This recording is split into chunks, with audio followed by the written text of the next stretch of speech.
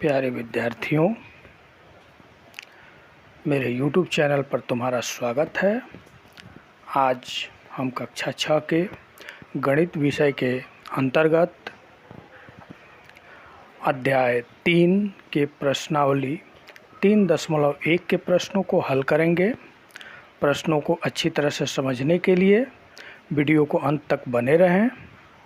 पाठ्य पुस्तक भी अपने सामने रख लें और सभी प्रश्नों को मिलाते चलें। आइए अब हम प्रश्नों को हल करते हैं।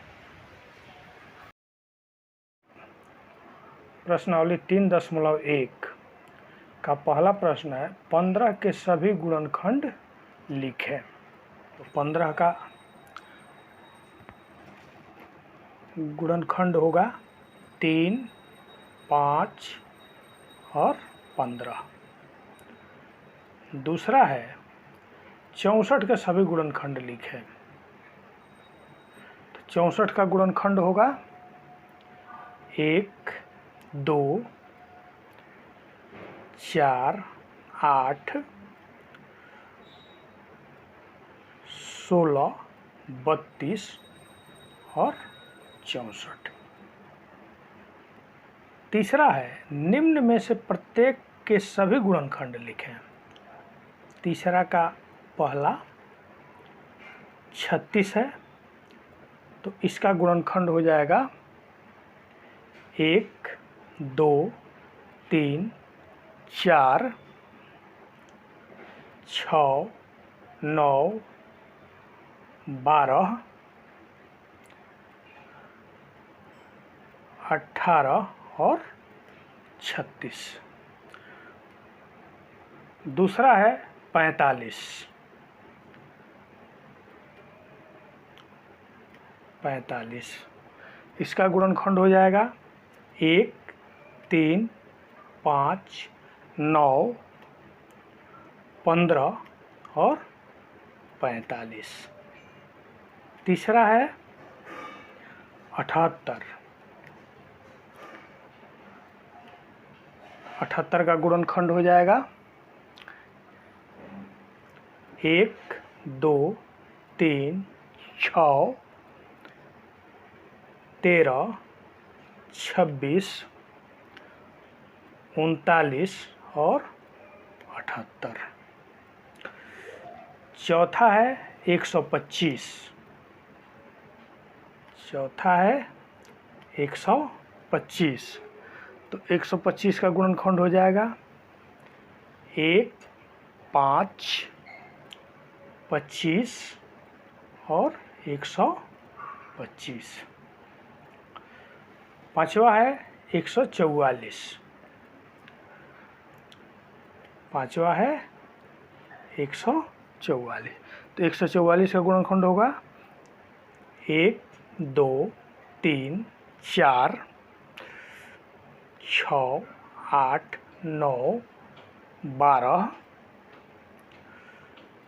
16, 18, 24, 36, 48, 72 और 144। चौथा है 14 का गुणज लिखें।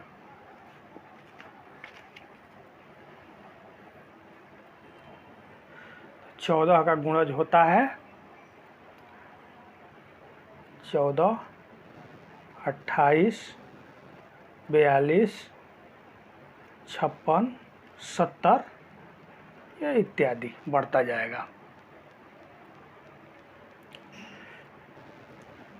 पांचवा है 18 के गुणज लिखें। तो 18 का गुणज होगा 18, 30, 54, 72, 90, यह भी आगे तक बढ़ता जाएगा।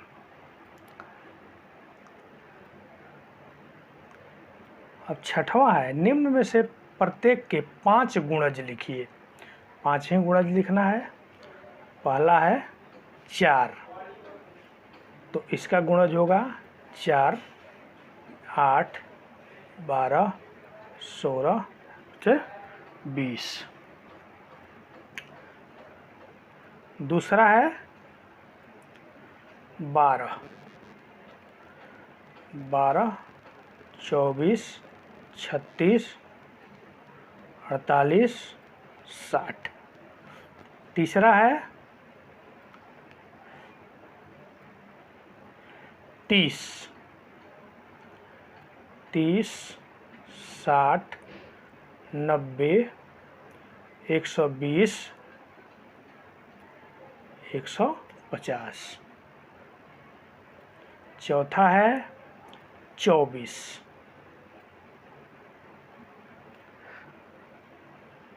24, 48, 72, 96, 120। पांचवा है 50, 50, 100, 150, 200 और 250।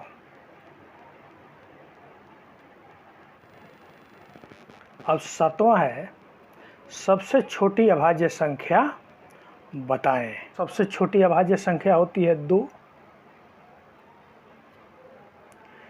इसी तरह आठवां है सम अभाज्य संख्या बताएं। तो सम अभाज्य संख्या भी होती है 2। नौवां है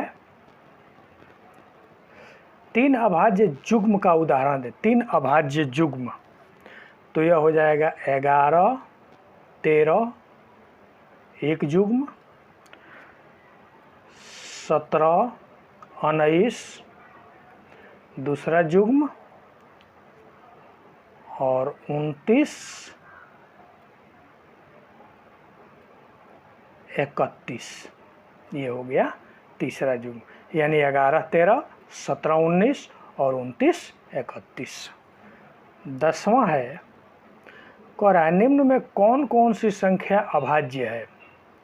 तो हम देख रहे हैं कि वैसी संख्या जिसमें किसी अन्य से भाग न लगे वो अभाज्य होती है।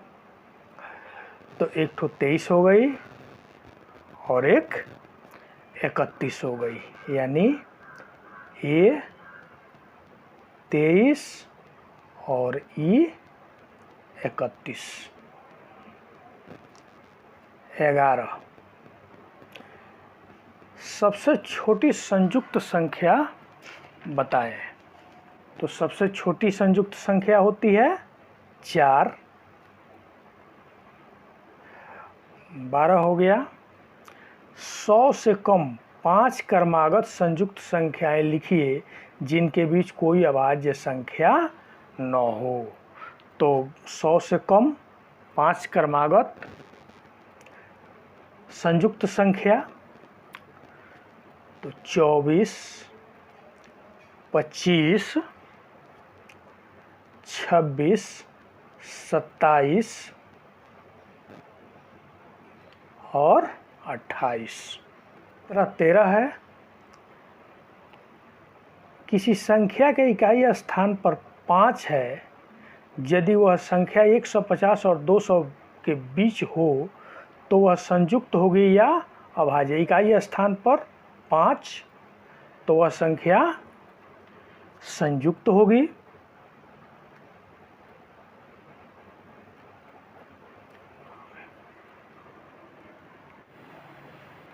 अब 14 है 10 से बड़ी किसी संख्या के अभाज्य होने के लिए उसके इकाई स्थान पर कौन कौन से अंक हो सकते हैं। 10 से बड़ी,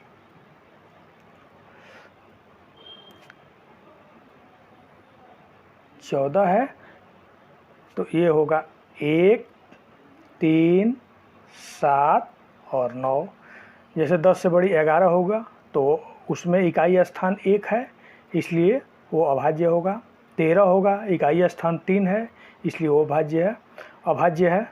17 है इकाई स्थान 7 है इसलिए वह भी अभाज्य है। और 9, 19 है इकाई स्थान 9 है इसलिए अभाज्य है।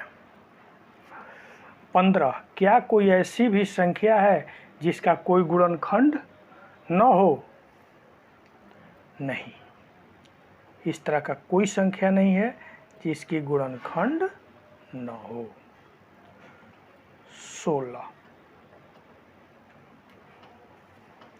1 और 100 के बीच सिर्फ 2 संपूर्ण संख्याएं हैं, वे कौन कौन सी हैं? तो 16 संपूर्ण संख्याएं हो जाएगी 6 और 28।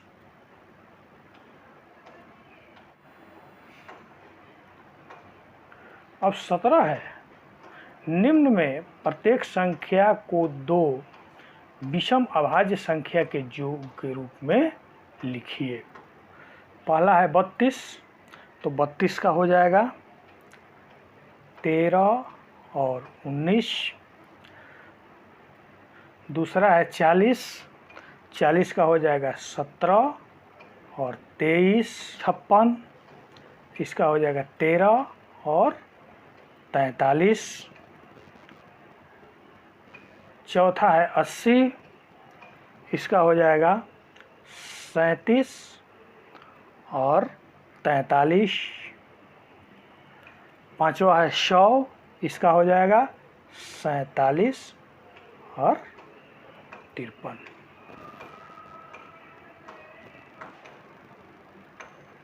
अब 18 कह रहा है कि 16 से छोटी सभी अभाज्य और संयुक्त संख्या अलग अलग लिख। तो 16 से छोटी अभाज्य संख्या हो जाएगी 2, 3, 5, 7, 11 और 13। और संयुक्त संख्या हो जाएगी 4, 6, 8, 9, 10, 12, 14 और 15। इस कह रहा है कि क्या 1729 अभाज्य संख्या है? नहीं।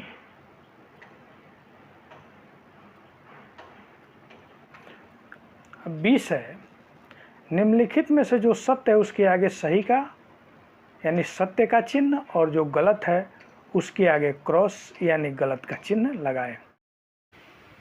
पहला सही है, दूसरा भी सही है, तीसरा गलत है, चौथा सही है, पांचवा सही है, छठवां गलत है, सातवां सही है और आठवां सही है।